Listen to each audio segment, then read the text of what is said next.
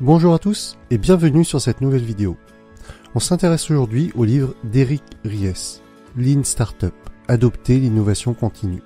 Je sors un petit peu du développement personnel, ici, résumant une œuvre dans la thématique du business. Le Lean Startup est une méthode destinée prioritairement aux personnes désirant créer de nouveaux produits.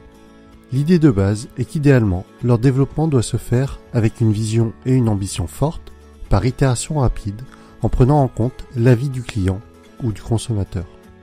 Le créateur ne doit pas établir une feuille de route avec des objectifs de résultats et des hypothèses hasardeuses, mais plutôt lancer rapidement un produit, même inachevé, et réajuster la trajectoire en fonction du retour des clients.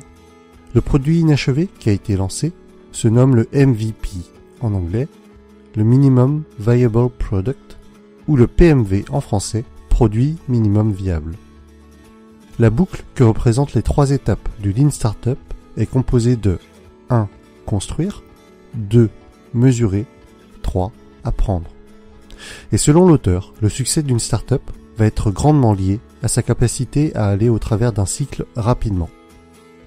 Pour schématiser, si vous êtes dans l'idée de produire quelque chose pour des clients, ne faites pas comme certaines personnes qui mettent 1 an à construire un produit dont personne ne veut vraiment. Faites plutôt un MVP et réajustez le tir ensuite. Si vous prenez l'exemple de ma chaîne YouTube, ma toute première vidéo, il y a un peu plus d'1 an, constitue en quelque sorte mon MVP. Elle était largement perfectible. Mes compétences en animation n'étaient pas celles que j'ai acquises aujourd'hui. Le son était très médiocre et le volume sonore, de la musique de fond, bien trop fort. Et rendez-vous compte, j'ai mis plus de 25 heures à la créer, là où je ne mets, entre guillemets, que 10 heures aujourd'hui. Est-ce que j'ai attendu d'avoir une vidéo parfaite pour la sortir ? Non. Au contraire, j'ai fait le choix de la sortir rapidement. Mes mesures ont été vos likes, vos commentaires et vos remarques. J'ai ensuite appris de mes erreurs, amélioré mon contenu au fur et à mesure. J'ai acheté un nouveau micro, ajusté le volume de ma musique de fond et continué à faire ce qui semblait plaire. Et j'ai amélioré mes compétences en animation sur mon logiciel VideoScribe. Vous le voyez, ce processus de Lean Startup s'applique bien même pour une chaîne YouTube dont les produits sont des vidéos. Une deuxième idée clé du livre est qu'à la fin de chaque cycle, construire, mesurer, apprendre, il faut faire une petite analyse pour déterminer s'il faut 1. Soit persévérer en améliorant avec les leçons apprises, 2. Soit faire un changement de direction. On parlera alors de pivot. Faire un pivot, ça peut être modifier le contenu du produit, les fonctionnalités, ou bien un changement de cible. Si le produit est complètement à côté de la plaque, on pourra éventuellement envisager un abandon. Pour illustrer cela, j'aime bien prendre l'exemple de plateformes de crowdfunding. Pour ceux qui ne savent pas ce que c'est, ce sont des sites comme Kickstarter par exemple, qui permettent à des entreprises ou des créateurs de proposer des idées novatrices. Ce peut être un jeu vidéo, une montre, un jeu de société, un vêtement révolutionnaire. Il n'y a de limite que l'imagination des créateurs ou des inventeurs.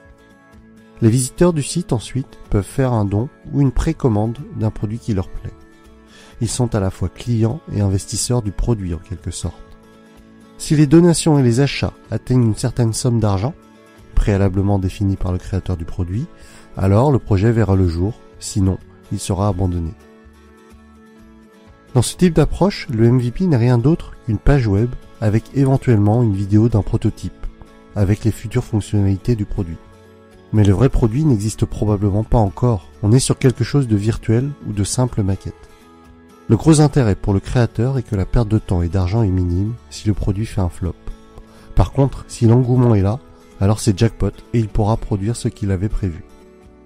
Pour conclure, le Lean Startup met en avant un principe que j'approuve totalement. Il vaut mieux agir maintenant de manière imparfaite que d'attendre d'être parfait pour agir. Même si le livre est fortement orienté business, je pense que ce principe peut s'appliquer dans de nombreux domaines de nos vies. Apprendre de ses erreurs est primordial pour toute personne qui évolue.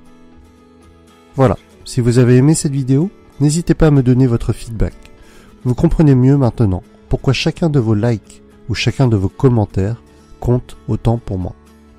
Abonnez-vous si ce n'est pas déjà fait, et je vous dis à très bientôt pour la suite des aventures.